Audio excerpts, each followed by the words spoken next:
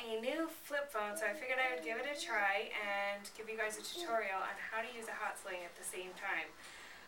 A friend of mine a few weeks back was asking me baby products that I liked the best, considering I have 4 children and she was pregnant with her first. And my 2 favorite products out of all of my kids, and I have about everything you could ever imagine, would be my Hotsling and my Phil and Ted stroller. I'm going to show you how to do the cradle carry in a minute. My son is 8 months old, so he's not really at the best age for a cradle carry, but you'll be able to get an idea. And that is my daughter blowing raspberries, if you can hear that. They have a little bit of padding on here, not much, so it's small enough where you can actually fold it up without any problem and fit it in your purse or whatever you want. It folds up very small. And you can pretty much carry it anywhere with you.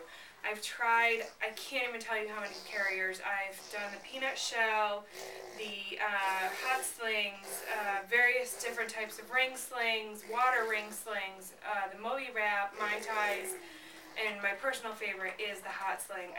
With my first son, I loved the Baby Bjorn, and I did a little bit of reading and found out that they're really not good for a baby's hips and spine. So I started venturing out into different types of carriers, and I found this, and I absolutely love it. What I'm going to do first is just to fold it in half so that it will create a bit of a pouch, and I'll show you that in just a minute. I'm putting the padding on the outside. So you just want to pull it like that. Here's my padding on the outside, and that will create a bit of a pouch for the baby to go on. You want to put the padding down towards your hip, and you want to put this over your shoulder. I like to have my right arm out because I'm right-handed, and it just makes it a little easier not having, because it goes over your shoulder and your arm, and it does make it a little harder to lift that arm up. You want to align the bottom of the seam with your nipple, and that will create a nice little pouch. You want to pull this down so it goes over your shoulder and your arm. Don't put it up here because it will create a lot of pain in your shoulder and in your back. And let me just grab him. This is my 8-month-old son, Asher, and we're going to use him as the guinea pig. Just fold his little feet up and tuck him in there. And like I said, he's really way too big for this carry right now, so it's not going to look too great. I usually, if you can do it with a bigger kid and just leave their feet out.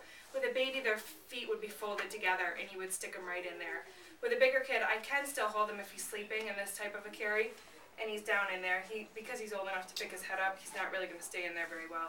But it gives you an idea, and it is really comfortable for me. You can see it on the back. You want to have it nice and pulled out.